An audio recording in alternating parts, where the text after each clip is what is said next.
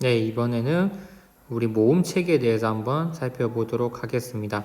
자음은 앞에서 기류가 우리 폐에서 입으로 공기가 흘러갈 때, 입에서 흘러갈 때, 얘를 후두를 지나고 입을 지나서 밖으로 폐에서 있던 공기가 빠져나가겠죠. 근데 여기든, 여기 어딘가에서 방해를 받으며 만들어지는 소리는 자음이지만 기류가 발음기관에서 방해를 받지 않고 만들어지는 소리를 모음이라고 합니다. 자, 아 발음하고 발음하고 오 발음하고 우 이런 거 발음해 보세요. 발음 공기가 나오면서 어떤 성대에서는 일단 떨림을 통해서 소리가 만들어지겠죠. 성대에서 소리가 만들어지는 것은 방해가 받는다고 표현하지 않습니다. 그렇죠? 성대에서는 어떤 진폭에 의해서 소리가 형성이 되는 거고, 이 형성된 소리의 어떤 공기의 흐름이 입안 어딘가에서 방해를 받지 않습니다. 그냥 쭉 계속 가는 거죠. 근데 미음 같은 경우는 입술에서 딱 방해를 받으면 입술 소리가 딱 만들어지는 거잖아요. 맞죠? 그래서 이 모음이라고 하는 거는 소리 중에서 방해를 받지 않고 만들어지는 소리를 모음이라고 그럽니다. 이해되죠? 그리고 모음은 특징이 자음과는 다르게 홀로 발음될 수 있다. 예를 들면 오, 우 이런 것들 이때 이응은 자음이 아니라 그랬죠. 그냥 이 글자 모양을 이렇게 네모나게 맞춰주기 위해 쓰이는 어떤 장치일 뿐이라 그랬잖아요. 맞죠? 그래서 이거는 그냥 모음 혼자 있는 거고, 이거는 모음 한 개인 거고, 모음 한 개 있는 겁니다.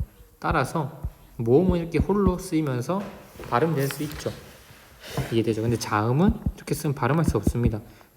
발음하잖아요, 선생님. 그건 여러분들이 을을 붙였기 때문에 발음하는 겁니다. 알겠죠? 자음은 반드시 홀로 발음하기 없다. 그래서 이 두 개 차이가 나는 겁니다. 위에 볼까요? 자, 보면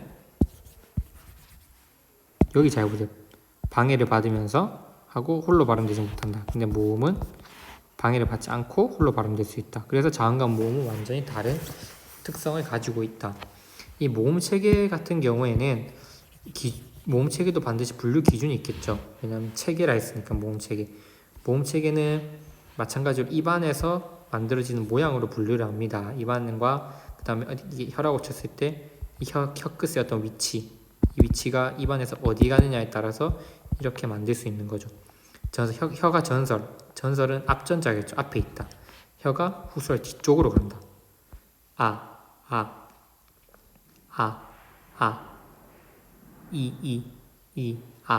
이렇게 발음해 보면 이에에 할 때는 혀 끝이 좀 앞쪽에 있고 할 때는 혀의 끝이 좀 뒤로 말리는 경향이 있습니다. 그래서 혀의 위치에 따라서 전설모음과 후설모음으로 일단 나누는 거죠. 그런 다음에 평순모음, 원순모음, 평순모음, 원순모음. 이거는 뭘 의미하냐면 입술의 모양입니다. 입술 모양.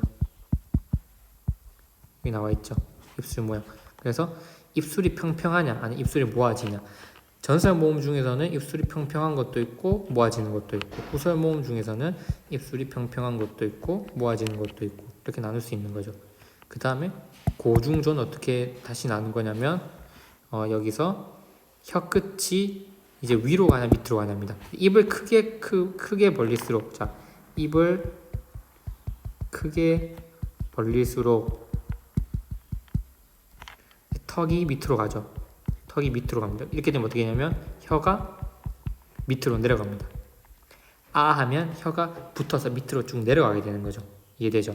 그래서 이 입이 크다는 걸 어렵게 뭐라고 표현하냐면 개구도라고 합니다. 개구도가 높을수록 혀의 높낮이는 낮아지는 거죠. 이해되죠? 이 원리 그냥 어렵게 표현한 것 뿐입니다. 입을 크게 벌릴수록 혀의 높이는 낮아진다. 근데 입을 작게 벌린다고 생각해 보세요. 입을 작게 벌릴수록 혀는 더 상대적으로 높이 있겠죠. 그래서 고모음이라 그럽니다. 혀가 좀 더 높이 있으니까 고모음, 혀가 밑으로 떨어지니까 저모음. 턱의 위치를 한번 생각해 보면 됩니다. 알겠죠? 그래서 이거에 따라서 나눠보면 우리나라 모음은 이에에 하면 점점 입이 벌어지잖아요. 그런데 이에에 할 때 입이 모아집니까? 안 모아집니까? 안 모아지죠. 그래서 이에에라고 하는 단모음이 형성되고 으어아도 마찬가지로 으어아 입이 안 오므라지죠. 근데 우오 할 때는 입이 오므라지죠. 그리고 위외할 때도 이미 입술이 오므라지죠. 그래서 이렇게 이런 기준에 의해서 총 10가지 단모음을 만들 수 있습니다.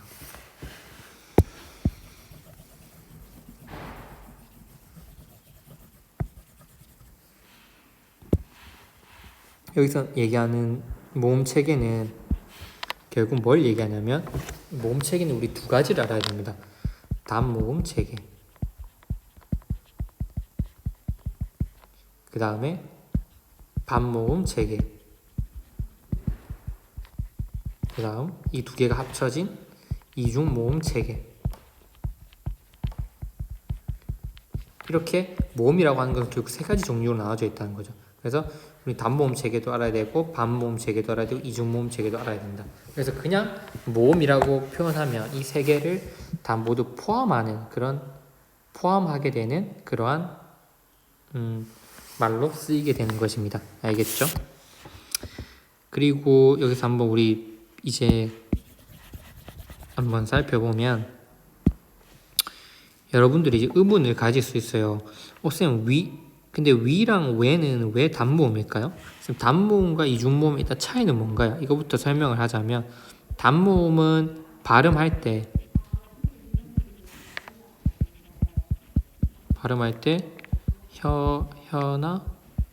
혀의 위치나 입술 모양이 바뀌지 않는 것입니다. 바뀌지 않는 모음을 의미합니다. 근데 반대로 이중 모음은 발음을 할 때 혀의 위치나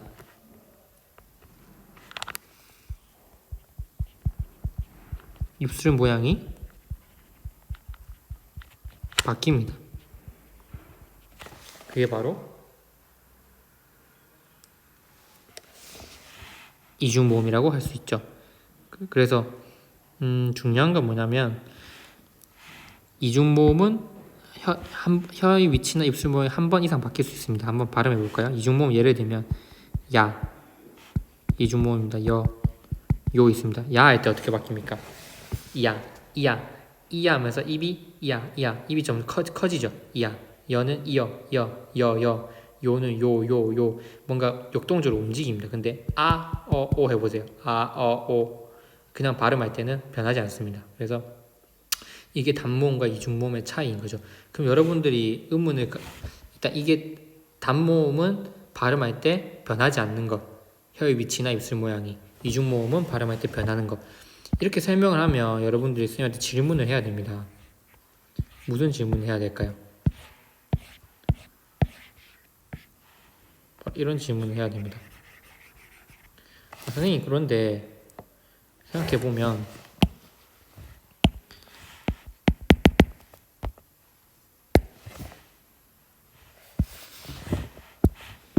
근데 위나 왜 같은 경우에는 발음될 때 바뀌지 않나요? 입술 모양이? 그러면 이중모음 아닌가요? 해보세요. 위 발음하면서 뭔가 우이에서 위도 입술 모양이 바뀌는 것 같고 외도 바뀌는 것 같죠. 근데 왜 단모음 체계에 들어가 있었나요? 이렇게 얘기하는데 이 위나 외를 표준 발음으로 발음을 할 때 어떤 이 입술 모양이 바뀌면 안 됩니다. 그래서 우리가 일반적으로 발음하는 외는 한마디로 표준 발음이 아니라는 거죠. 그렇게 발음하면 안 된다는 겁니다. 틀렸다는 거죠. 어떻게 발음해야 되냐면 이 외를 단모음으로 발음하려면 이렇게 합니다. 이렇게 해야 됩니다. 이렇게 발음해야 됩니다. 근데 선생님처럼 발음하는 사람이 없고 거의 90% 넘는 대한민국 화자들은 어떻게 발음합니까? 뭔가 우 플러스 이처럼 혹은 오 플러스 이처럼 왜 이렇게 발음을 하죠. 그건 뭘 의미하냐면 이미 이 위와 외는 이중 모음으로 바뀌었다 이렇게 볼 수 있습니다. 이 위와 외는 이미 이중 모음으로 바뀌고 있다 이렇게 볼 수 있습니다. 이해되죠, 여러분? 그래서 이미 이중모음으로 바뀌었지만 뭔가 이 체계가 보수적이니까 아직 그 이 단모음 체계가 아직 바뀐 거에 반영이 되지 못했다는 걸 알 수 있죠. 그래서 이미 이 위와 외 같은 경우에는 바뀌었다고 볼 수 있습니다. 이중모음으로. 그래서 단모음 체계, 우리나라 단모음 체계는 이 두 개가 빠져야 되는 게 맞죠. 그리고 에도 마찬가지입니다. 이 두 개. 여러분 발음 구분하나요? 에랑 에? 구분 안 됩니다. 우리 김치찌개가 이건지 왜 잘 못 적는 거 가지고 뭐라 하는 경우가 있잖아요. 근데 못 적는 게 당연합니다. 왜냐면 한국 화자들은 이제 이 두 개의 모음을 구분하지 않습니다. 이 에랑 에는 뭘로 통합이 되냐면 결국 이 에로 통합이 됩니다. 이게 없어져서 이걸로 바뀌고 있습니다. 왜냐면 입을 더 크게 벌리면 발음하는데 경제적 원칙에 위배됩니다. 그래서 사람들이 점점 이에도 어떻게 입을 더 작게 벌리는 것으로 바뀌는 거죠. 그래서 이미 이 에는 없어졌습니다. 우리 발음에서. 근데 왜 쌤 이 체계를 그대로 유지하냐? 그러면 이 에로 발음이 바뀌었다는 걸 인정하면 우리 책에 나와 있는 모든 이 에로 바꿔서 표기해 줘야 되는데 그러기엔 너무 비용이 많이 들어간다는 거죠.